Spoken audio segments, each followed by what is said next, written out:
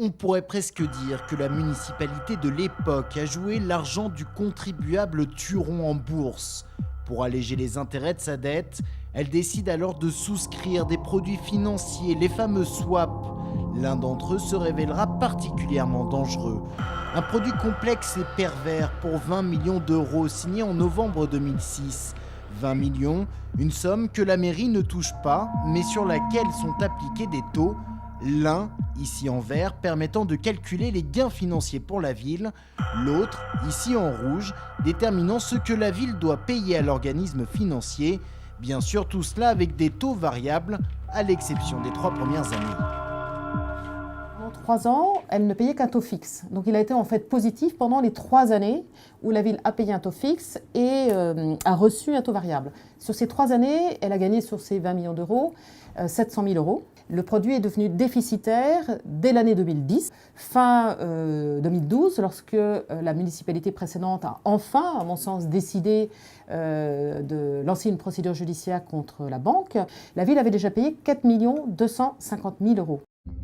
Une somme qui ne cessera d'augmenter tous les ans suivant l'application des taux toujours plus importants, 8% en 2010, 12% en 2011, pour atteindre 27% à la fin 2014, et suivant les projections, peut-être même 41% en 2016, lorsque le contrat s'arrêtera.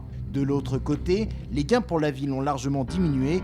Conséquence, la note pour 2015-2016 pourrait s'élever à 15 millions d'euros.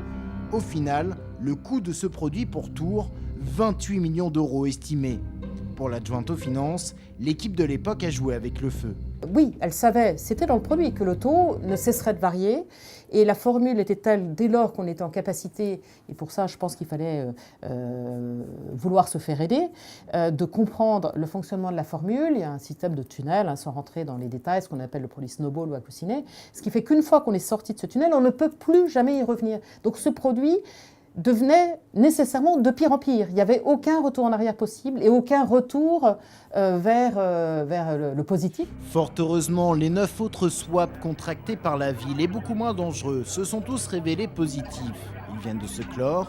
Quant à notre produit ultra toxique, depuis 2012, date à laquelle la mairie a attaqué la filiale du Crédit Agricole en justice, seule une partie des intérêts est payée, la partie correspondant au taux d'origine 2,83%. Le reste est provisionné sur un compte à la Caisse des dépôts. Une médiation judiciaire pourrait mettre fin à cette gabegie financière.